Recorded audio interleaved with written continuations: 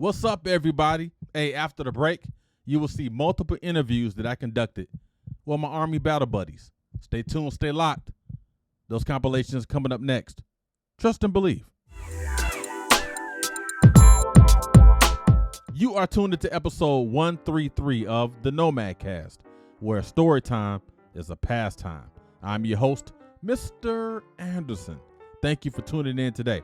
All right, we got a great show lined up today, as you can see here in the thumbnail. U.S. Army compilation video.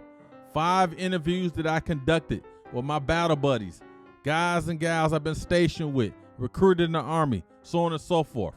Definitely was thankful, was honored, privileged to be able to interview and conduct those interviews, because I know everyone is busy nowadays. People are working, people are chilling, so on and so forth. So I definitely want to pay respect to those men and women that allowed me to be able to provide a platform for them to tell their story, their Army story, their life story, their unique story, their stories of failure, their stories of strength. And I tell you, we all serve for the greater good, not only for ourselves, but for others. So for those guys and gals to allow me to be able to use my platform and use my medium to tell their story, it was truly a blessing, truly honored.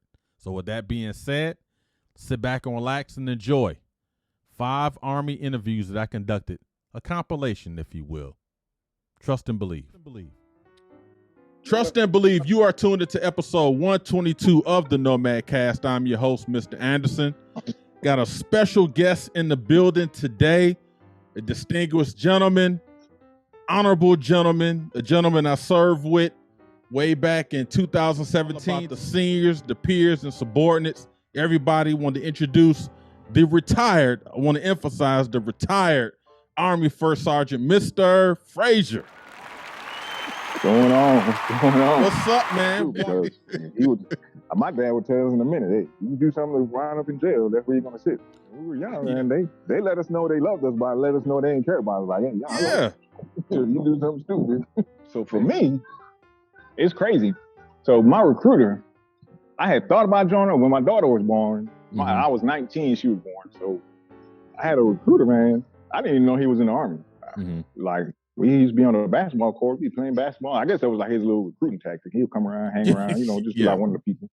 He'd be like, hey, this dude got a nice car. Yeah. Dress real nice. He's like, what you do? I asked him one day, like, what you do? He's like, hey, man, give me a call tomorrow. I gave him a call. He's like, hey, just meet me down here. Got down there. He was in his uniform and stuff. And I'm like, he's like, I know what you about to say. He said, but just hear me out for a minute. And he sat me down. And you know what? He told me this. He's like, I'm not even going to tell you got to do 20 years. He said, so my unit was in the field. They were coming back from the field for Thanksgiving. Yeah. So, got there. That's when I got introduced to smoke. Yeah. So we had, back then, used to go meet the First Army, lined up, private such and such reporting. Yeah. Stand at parade rest, he lining you up, like, okay. So then smoke comes in, and it's me, it was about 4 of us. Another supply guy, we had an NBC guy, and we had a couple 13 Bravos. I was in most of my units coming up with artillery units. Yeah. So, we're doing what the drill song told us, Yes, Sergeant. No, Sergeant. Right. First Sergeant is talking. Yes, First Sergeant. No, First Sergeant. Smoke Sergeant talking. Yes, Sergeant. And one of the guys that was next to me, Baker, he was the NBC guy. He's like, yes, Sergeant. He's like, are you coming to Charlie Battery? He's like, yes, Sergeant. And he stopped, and he looked at him. He said, let me tell you something. You call me Sergeant again, I'm going to whoop your ass. I'm Smoke, damn it. Yeah. And right on cue, Baker said, yes, Sergeant. Trust and believe. You are tuned into episode 123 of the Nomad Cast. I'm your host, Mr. Anderson. And I have a special guest today, a fellow Detroiter. So that's all love right there. I will tell you just a little snapshot about everything. She was my former future soldier when I was a recruiter in the Army back in Detroit. And I will tell you, she was one of the few future soldiers who did everything they could to attend future soldier training, no matter what. I was a staff sergeant at the time, so Staff Sergeant Anderson, I'm going to be a future soldier training tomorrow. I'm like, well, training is canceled. Well, I'm going to be there anyway. And then she started working at the local McDonald's in Detroit, and Soon as she got off work, she wanted to attend future soldier training. Days off, she wanted to attend future soldier training. So I would tell you, as a staff sergeant, looking at her as a junior enlisted, I knew she was going to pay dividends in the Army and also her post-Army career. So with that being said, let me introduce former Army specialist, Ms. Jazz, to the Nomad Cast. What's up, Ms. Jazz? Hey, it is I. What's going on? So how's everything been going? It is going one day at a time. Mission first, as the Army would say. Oh, Lord, I'm having flashbacks hearing that. It's like, oh. So how's the family? Good. We are good working through. We just had a recent passing in the family, so we're working through that. But my God is good. as well. Thank you. Yeah. So we just working through one day at a time. Consider in my head, every man for themselves with my mom, you know. Yeah. So you got dinner, you wake yourself up, you hear the alarm, you know what you need to do. Mm-hmm. I'm not following behind you. So we had a lot of freedom with my mom. And that was back home in Detroit. Right. So my dad, on the other hand, he ended up leaving Michigan around the time I was in about middle school, high school. I left. My parents was not rich. I watched my mama work from sun up to sun down. My dad was a truck driver, still a truck driver. So he sacrificed a lot of time away. And I was like, just take me to the recruiting office, please. Exactly. That's all I want to do. So I turned 17. They did. My parents signed me up for the military. That was my birthday gift. And I was a happy camper until I graduated. Yeah. I graduated. Experiences. Now I remember you did a rotation in Germany. Mm-hmm. Let's talk about that, because that was one of those 8 month. It was. I was gone 9. I went 9 months. Okay. Yep. I went 9 months. Really pride myself on that. And so I was just literally sitting in my office today, and was this lady was going off in all of my ears, blah blah blah. And I said what I said. We had a little, back and forth, and I ended up hanging up the phone. And I just remember getting off the phone and just, smiling to myself like, no one is more professional than I. Come on now, NCO Creed.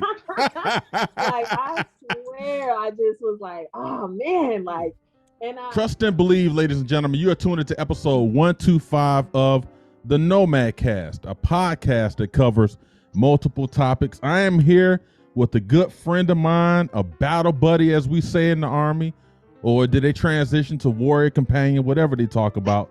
But this gentleman, we were stationed in Okinawa, Japan. What a time to be alive to be stationed in Okinawa.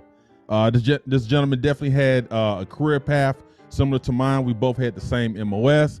We were both former Army recruiters. So he definitely understands what it's like to deal with the mental gymnastics of being a freaking recruiter. If you know, you know.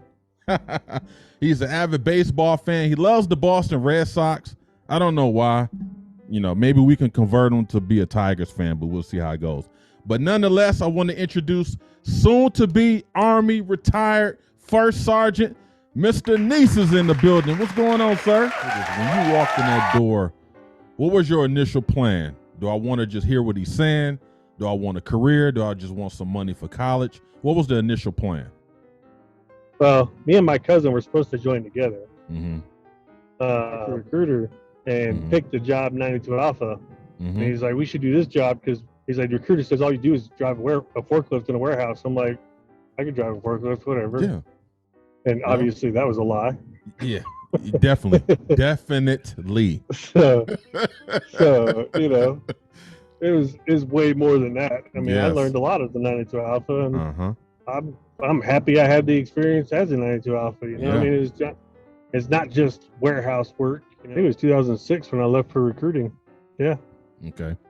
Now when you went on recruiting, your recruiting time was definitely different from when I was a recruiter. When I got there was a sergeant first class who was running the mortuary affairs. Right. And I told him, I was like, I don't know if I could do it.